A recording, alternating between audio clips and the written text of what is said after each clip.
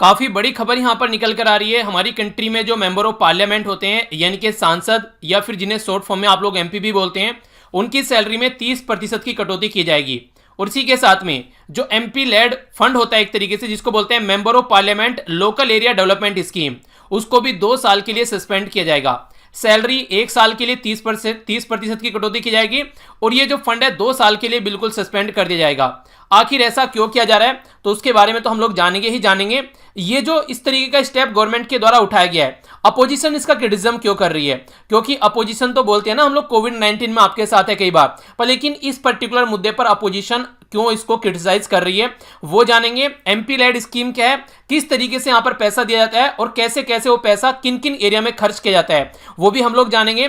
Member of parliament जैसे कि मान लीजिए कोई लोकसभा में या फिर कोई राज्यसभा में, वो कहां कहां पर अपना पैसा खर्च कर सकता है ये भी हम लोग जानेंगे। तो बहुत कुछ जानने के लिए इस लेक्चर के अंदर, जो कि आप लोग को being a citizen of India यानी कि भारतीय नागरिक होने के नाते आप लोगों को काफी फायदा पहुंचाएगा एग्जाम के साथ साथ में। और इसी के साथ में जो पॉलिटी वाला आप लोगों का लेक्चर होता है उसमें भी खासकर ये ऐसी चीजें आप लोगों से एग्जाम में पूछी जा सकती हैं। तो आइए आज का डिस्कशन स्टार्ट करते हैं बिना किसी देरी के। I am Veer, welcome to study lover family. सबसे पहले ये समझते हैं आखिर न्यूज में किस लिए है। हमारी कंट्री में जो कैबिनेट है उसके द्वारा मंडे को डिसीजन लिया गया कि 30% का कट किया जाएगा मेंबर ऑफ पार्लियामेंट की जो सैलरी है उसमें। और इसी के साथ में 2 साल तक जो member of parliament local area development जो फंड है या फिर स्कीम आप लोग बोलिए, इसको भी यहां पर बिल्कुल जो है उनको मेंबर ऑफ पार्लियामेंट को नहीं दिया जाएगा। और जो भी फंड यहां से बचेगा उसको फिर कोविड-19 यानी कि कोरोना वायरस डिजीज इसको आप लोग बोलते हैं, इसको सॉल्यूशन निकालने के लिए खर्च यहां पर किया जाएगा। किसके द्वारा इंफॉर्मेशन दी गई है? ये इंफॉर्मेशन दी गई यहां पर information broadcasting minister Prakash Javadekar साहब के द्वारा। उनके द्वारा बोला गया ये जो फंड होगा ये कंसोलिडेटेड फंड ऑफ इंडिया में जाएगा, जिसका यूज किया जाएगा कोरोना वायरस डिसीज के साथ में लड़ने के लिए। ये स्टेप उठाने के लिए आखिर कहां पर चेंज करना पड़ेगा, क्योंकि ऐसा तो है नहीं कि बस यहां पर बोल दिया और उससे काम हो जाएगा। तो इसी के चलते यहां पर जो कैबिनेट के द्वारा जो कैबिनेट मीटिंग चेयर की गई है प्राइम मिनिस्टर जी के द्वारा, उसमें यहां पर एक ऑर्डिनेंस अप्रूव किया गया है। सेंट्रल गवर्नमेंट के द्वारा जो ऑर्डिनेंस अप्रूव किया जाता है तो ये जो पावर होती है आर्टिकल 123 के अंदर ये पावर होती है। अगर हम लोग स्टेट के बारे में बात करते हैं तो ये आप लोगों को बताना है कौन से आर्टिकल में ये पावर होती है। ये ठीक है, ये आप लोगों के लिए क्वेश्चन है। पॉलिटी में सारी चीजें आप लोगों को ये ऑलरेडी पढ़ा चुका हूं। तो यहां पर जो है salary allowances and pension of member of parliament act 1954 के हिसाब से अगर बात करें हम लोग यहां पर, तो 30% के करीब आप लोगों को देखने को मिला यहां पर ये कट इसमें किया गया है। यानी कि salary allowances and pension of member of parliament act 1954 यहां पर ये इसमें अमेंडमेंट किया गया है ये ऑर्डिनेंस लाके, जिसके चलते 30% का कट किया जाएगा 1 साल के लिए। और इसी के साथ में यहां पर जो ये साल होगा 2020-21 यानी कि जो फिलहाल अभी फाइनेंशियल ईयर हमारा ये स्टार्ट होने वाला है, स्टार्ट हो चुका है 1 अप्रैल से। तो 1 अप्रैल से जो फाइनेंशियल ईयर स्टार्ट हुआ है और 31 मार्च तक चलने वाला है, तो इसमें तो सैलरी कट की जाएगी। और बाकी का जो यहां पर एमपी लेड है यानी कि member of parliament local area development जो फंड है वो 2020-21 यानी कि इस साल के लिए और 2021-22 यानी कि अगले साल के लिए उसको सस्पेंड कर दिया गया है। ये फंड कितना होता है? ये 5 करोड़ रुपए हर साल दिए जाते हैं मेंबर ऑफ पार्लियामेंट को। और स्टार्टिंग से ही 5 करोड़ नहीं थे, स्टार्टिंग में कम थे, फिर आगे आगे इनको बढ़ाया गया। उसके बारे में जब डिस्कस करूंगा, जब इस स्कीम के बारे में आप लोगों को बताऊंगा। अभी पहले यहां पर जानते हैं आखिर क्या क्या बातें यहां पर चल रही हैं।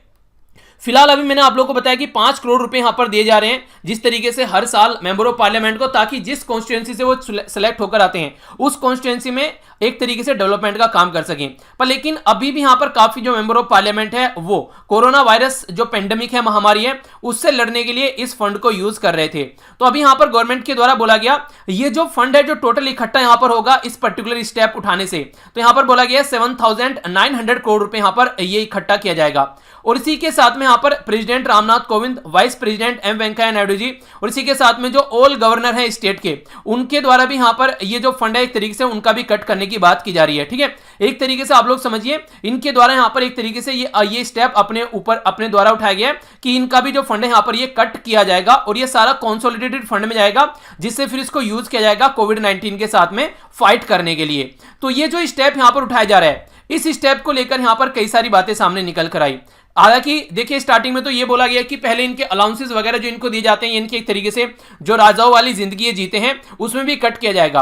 पर लेकिन बाद में यहां पर गवर्नमेंट के द्वारा इसको क्लैरिफाइड किया गया कि उसमें कोई कट नहीं किया जाएगा, कोई भी अलाउंस वगैरह जो है वो ऐसे के ऐसे ही चलते रहेंगे, कोई कटौती उसमें नहीं होगी, ना ही किसी पेंशन में कटौती होगी। जो कि एक्स एमपी है यानी कि मेंबर ऑफ पार्लियामेंट है वो कंटिन्यू रहेगी। जो ये कट होगा ये कहां पे होगा, ये जो इनको 1 लाख सैलरी दी जाती है मंथली उसमें कट होगा, यानी कि 1 लाख की सैलरी की जगह अब इनको 70,000 सैलरी जाएगी, 30,000 रुपए यहां पर कट किए जाएंगे। तो ये यहां पर आप लोग इसको बोल सकते हैं। जो ये एक्ट है इसके हिसाब से अगर बात करें तो यहां पर जो सैलरी है आज के डेट में 1 लाख में से कट होगा, यहां पर 70,000 सैलरी दी जाएगी, बाकी का जो यहां पर जाएगा ये चला जाएगा एक तरीके से कोविड-19 के लिए। पर लेकिन जो अलाउंसेज है, जो भी इनको फैसिलिटीज मिलती हैं वो ऐसे ही कंटिन्यू दी जाएंगी। यानी कि कहने का मतलब ये है ऐसो आराम में कोई कमी नहीं आएगी, बस सैलरी का एक छोटा सा पोर्शन कट होगा। अगर यहां पर बात करें आखिर अपोजिशन इसके अपोजिट में आकर क्यों खड़ी हो गई, क्या अपोजिशन को नहीं लग रहा है कि ऐसी हरकत अगर वो करेंगे तो एक तरीके से जो जनता है उनको क्रिटिसाइज करेगी? तो अपोजिशन यहां पर अपना पक्ष रख रही है और उनका बोलना यह है कि देखिए सैलरी में से आप लोग कट कर रहे हैं, कोई दिक्कत नहीं है, सही बात है, आप लोग कट करिए, पर लेकिन जो एमपी लेड फंड है आप लोग इसको अगर एक तरीके से सस्पेंड कर रहे हैं तो ये तो हमारे मेंबर ऑफ पार्लियामेंट होने के ऊपर ही क्वेश्चन मार्क लग गया है, क्योंकि हमको ये फंड दिया जाता है ताकि हम लोग अपनी अपनी कॉन्स्टिट्यूएंसी में जाकर इसको खर्च कर सकें, और एक तरीके से ये तो हमारे जो रोल है और जो फंक्शन है उसी को यहां पर रोक दिया आप लोगों ने। आखिर ऐसे इनके द्वारा क्यों बोला गया है, इसके पीछे आप लोग थोड़ा सा समझने की कोशिश कीजिए। आज की डेट में जो गवर्नमेंट है अगर वो फंड को यूज करेगी तो लोग क्या सोचेंगे कि गवर्नमेंट काफी कुछ कर रही है और एक तरीके से गवर्नमेंट के फेवर में सारी चीजें जाएंगी। पर लेकिन अगर मेंबर ऑफ पार्लियामेंट खर्च करेंगे तो इसका मतलब यह है कि जो मेंबर ऑफ पार्लियामेंट है वो तो अपोजिशन की पार्टी के भी है, अगर वो अपने एरिया में इस पैसे को खर्च करेंगे तो वो क्या करेंगे, एक तरीके से उनका नाम होगा कि हाँ हमारे मेंबर ऑफ पार्लियामेंट यहां पर खर्च कर रहे हैं। तो एक तरीके से जो अपोजिशन है वो इसी को लेकर टेंशन में है कि अगर हम भी यहां पर कुछ काम कर पाते, हमारा भी थोड़ा नाम होता, हमारी कॉन्स्टिट्यूएंसी में हमको भी आगे चल के वोट लेना है, तो लोग तो ये कहेंगे कि सारा काम आज के डेट में गवर्नमेंट कर रही है, इस तरीके से तो हमारे तो रोल ही खत्म हो गए, यानी कि हमारा तो कोई काम ही नहीं रहा, सारा काम गवर्नमेंट ने अपने हाथ में ले लिया है। तो ये गलत तरीका है, ऐसा नहीं होना चाहिए था। तो यहां पर ये बात इनके द्वारा बोली जा रही है, जबकि बहुत सारे मेंबर ऑफ पार्लियामेंट ने ऑलरेडी डिसाइड कर लिया था कि जो वो फंड है वो यूज करेंगे किसके लिए, कोविड-19 के साथ में फाइट करने के लिए। तो आप लोगों को क्या लगता है, अपोजिशन सही है या फिर गलत है? आप लोग अपनी राय नीचे बता सकते हैं कमेंट बॉक्स में कि आप लोग इसके बारे में क्या सोचते हैं। क्या यहां पर जो गवर्नमेंट के द्वारा स्टेप उठाया गया ये सही है या फिर अपोजिशन सही बोल रही है? तो आप लोगों को क्या लगता है यहां तक जो अब तक आप लोगों ने लेक्चर सुना है? आगे बात करते हैं डिटेल में इसके बारे में। यही वीडियो को पॉज करके पहले अपना आंसर लिखिए, क्योंकि आगे जो बताने जा रहा हूं उससे आपके माइंड में क्लैरिटी आएगी, फिर तो आप लोग लिख ही देंगे। लेकिन इससे थोड़ा पहले आप लोग बताइए आप लोगों को यहां तक सुनने में क्या लगा। आखिर अपोजिशन क्यों टेंशन में है? अपोजिशन इसलिए टेंशन में है क्योंकि देखिए यहां पर एक तरीके से पक्षपात किया जाता है सेंट्रल गवर्नमेंट के द्वारा अगर सारा फंड वो यूज करेगी। कैसे? जैसे कि अभी यहां पर उदाहरण देकर समझाया भी गया है। सेंटर के द्वारा 157 करोड़ रुपए दिए गए हैं, किसके लिए? केरला के लिए। केरला के लिए 157 करोड़ रुपए दिए गए हैं, जिसमें 314 केस कोविड-19 के आ चुके हैं। तो इसको बोला गया है disaster response mitigation fund to Kerala. तो 157 करोड़ रुपए दिए 314 केस पर, जबकि गुजरात में ओनली 122 केस आए हैं और वहां पर 662 करोड़ रुपए दे दिए गए हैं। यानी कि 314 केस पर 157 दिए, क्योंकि यहां पर बीजेपी की गवर्नमेंट नहीं है, पर लेकिन यहां पर 122 केस पर 662 करोड़ रुपए दे दिए। रीजन क्या है? यहां पर बीजेपी की गवर्नमेंट है, तो यह पक्षपात यहां पर किया जाएगा। तो एमपी लेड के एलोकेशन में भी फिर यही चीज देखने को मिलेगी, जहां जहां पर खुद की गवर्नमेंट है वहां पर फंड ज्यादा दिया जाएगा और जहां पर अपोजिशन की गवर्नमेंट है वहां पर फंड जो है वो कम दिया जा सकता है। यह बात मैं नहीं बोल रहा हूं, यह बात बोल रहे हैं अपोजिशन के लीडर की हमारे साथ में ऐसा पक्षपात यहां पर होने वाला है। तो ऐसा हो सकता है और हो सकता नहीं है, यहां पर हो रहा है, तो इसलिए यहां पर जो ये और ज्यादा चिंता में आ गए हैं इस चीज को ध्यान में रखते हुए। और ऐसा नहीं है यहां पर ये काम बीजेपी कर रही है, कांग्रेस जब अपने टाइम पे होती है वो भी ऐसी हरकतें करती है। तो ये होता ही है कि अपोजिशन वालों को थोड़ा सा नीचे रखना है, ठीक है। बाकी इस स्कीम के बारे में जानते हैं जो इंपॉर्टेंट क्वेश्चन आप लोगों के लिए बन सकता है एग्जाम में, और वैसे भी पता होना चाहिए, क्या पता आप में से कोई आगे चल के मेंबर ऑफ पार्लियामेंट बन जाए तो अपनी क्या क्या पावर रहेगी आप लोगों के हाथ में, उसकी एक थोड़ी सी झलक यहां पर आप लोगों को देखने को मिलेगी। जो मेंबर ऑफ पार्लियामेंट होते हैं जिसके लिए यहां पर फंड स्टार्ट किया गया था, इसको बोलते हैं member of parliament local area development scheme. Local area मतलब जिस एरिया से नॉर्मली वो निकल के आते हैं उसके डेवलपमेंट के लिए उनको यहां पर फंड देने की बात की गई थी। तो मेंबर ऑफ पार्लियामेंट को हिंदी में सांसद बोलते हैं और शॉर्ट फॉर्म में एमपी बोलते हैं। तो इसी के नाम पर इसका एमपी लेड स्कीम नाम रखा गया है। ये जो स्कीम लॉन्च की गई थी, स्टार्ट की गई थी, ये 1993 में इसको स्टार्ट किया गया था। और स्टार्टिंग में ये जो आती थी ये स्कीम, ये ministry of rural and development के अंडर में आती है। यानी कि जो ये वाली मिनिस्ट्री है, ministry of rural and development, यानी कि गांव के एरिया का डेवलपमेंट, इसके अंदर में आती थी। पर लेकिन आगे चलकर इसको ministry of statistics and programme implementation के अंदर में डाल दिया गया इस स्कीम को। तो आज की डेट में ये स्कीम किसके अंडर में आती है? Ministry of statistics and programme implementation. तो ये कंफ्यूजन डालने के लिए आप लोगों को थोड़ा सा क्वेश्चन बनाया जा सकता है, तो थोड़ा सा इसके बारे में याद रखना। कौन सी गवर्नमेंट थी जब इसको लॉन्च किया गया? तो गवर्नमेंट थी यहां पर पीवी नरसिम्हा राव जी की, जब इसको लॉन्च किया गया था। अब यहां पर आप लोगों को बताया जाएगा कि पैसा कैसे कैसे खर्च किया जाता है। जो राज्यसभा के एमपी हैं वो एनी डिस्ट्रिक्ट चूज कर सकते हैं जहां से उनका इलेक्शन हो गया है, जिस स्टेट से। यानी कि जो राज्यसभा के एमपी हैं वो यहां पर चूज कर सकते हैं कोई भी डिस्ट्रिक्ट जिस स्टेट में से उनका इलेक्शन होकर आया है। अगर बात करें नॉमिनेटेड मेंबर के बारे में, तो नॉमिनेटेड मेंबर क्या करेंगे? लोकसभा के हो चाहे राज्यसभा के हो, वो कंट्री में कहीं भी किसी भी डिस्ट्रिक्ट को या फिर एक से ज्यादा डिस्ट्रिक्ट को चूज कर सकते हैं anywhere in the country.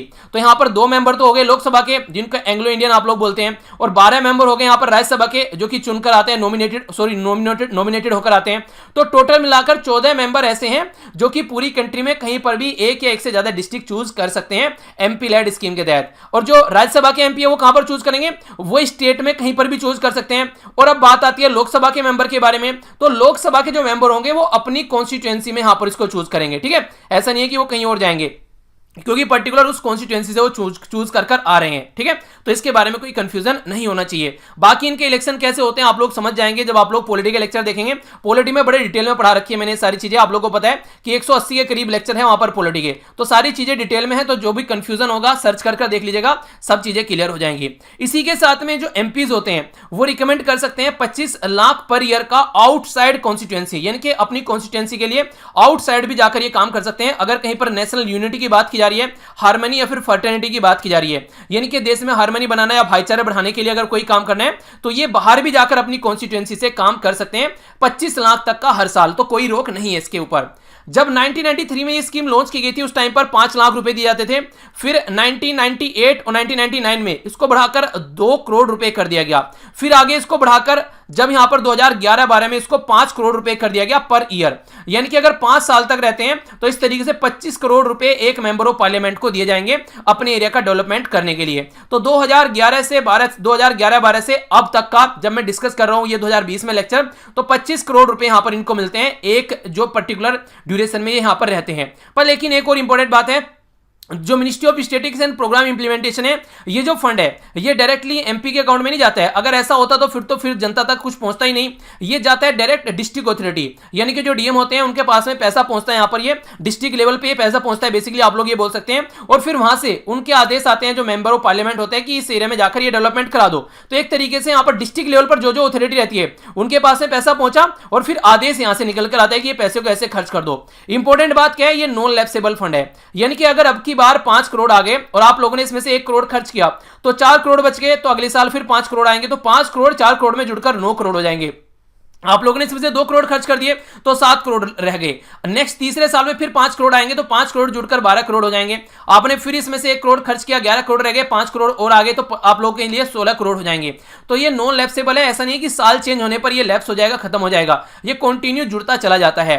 5 top state कौन से हैं जहां पर सबसे ज्यादा फंड यूज किया गया है? तो यह तेलंगाना में सबसे ज्यादा फंड यूज किया गया है, सिक्किम, छत्तीसगढ़, केरला और वेस्ट बंगाल ये टॉप राज्य है जहां पर हाईएस्ट जो मेंबर ऑफ ये local area development fund use किया गया, रिलीज किया गया, यूटिलाइज किया गया है। बॉटम राज्य कौन से हैं जहां पर सबसे कम यूज किया गया है? यह उत्तराखंड, त्रिपुरा, इसी के साथ में झारखंड, राजस्थान और उड़ीसा, ये वो राज्य हैं जहां पर इसको सबसे कम यूज किया गया। Bottom 5 state. एमपी लेड का अगर बात करें कहां किस तरीके के एरिया में इसको यूज किया जा रहा है, तो नॉर्मली जैसे कि रेलवेज, रोडवेज, पाथवेज या फिर ब्रिज बनाने के लिए 43% के करीब पैसा यूज किया जा रहा है। अदर पब्लिक एक्टिविटीज में 23, और जो बचता है यहां पर हेल्थ और इसी के साथ में एजुकेशन, वाटर, सैनिटेशन, इसमें काफी कम पैसा जाता है, जिसके लिए कई बार इसका क्रिटिसिज्म भी होता है कि मेनली बनाया गया था किसके लिए और यूज कहां पर हो रहा है। तो इसके चलते भी यहां पर काफी सारी बातें इसके बारे में देखने को मिलती है। तो ये था टोटल यहां पर इस टॉपिक का एनालिसिस। इसके साथ में अगर आगे जो भी कोई अपडेट होगी वो हमारी जो द हिंदू की वीडियो आती है उसमें कोई आर्टिकल आएगा तो उसमें हम लोग सारी चीजें कवर कर लेंगे। इस लेक्चर की पीडीएफ आप लोग टेलीग्राम से जाकर डाउनलोड कर सकते हैं। सारे link Telegram, Facebook, Instagram, Twitter, जहां पर भी मैं हूं, सारे लिंक वीडियो के नीचे आप लोगों को मिल जाएंगे। तो उस पर आप लोग कनेक्ट हो जाइए मेरे साथ में। कई सारी चीजें शेयर की जाती हैं जो कि आप लोगों के फायदेमंद हो सकती हैं। और इसी के साथ में अगर आंसर राइटिंग भी आप लोग करना चाहते हैं तो आंसर राइटिंग ग्रुप का भी लिंक आप लोगों को वीडियो के नीचे मिल जाएगा। आप आंसर अच्छे से कीजिए, अपनी प्रैक्टिस कीजिए, छोड़ना नहीं है, सारी चीजें कंटिन्यू आप लोगों को रखनी है, ठीक है। तो ये था इस टॉपिक का एनालिसिस। आई होप कि आप लोगों को कुछ ना कुछ नया जानने को मिला होगा। तभी लेक्चर लाइक और शेयर कीजिएगा अगर आप लोगों को कुछ जानने को मिला है। अगर लग रहा है कि टाइम वेस्ट हो गया तो उसके लिए सॉरी, ना ही लाइक करना है ना ही शेयर करना है। और इसी के साथ में मिलता हूं नेक्स्ट लेक्चर में। बड़ों को नमस्ते, छोटों को प्यार, छोटी सी लाइफ एंजॉय करें यार। तब तक के लिए जय हिंद।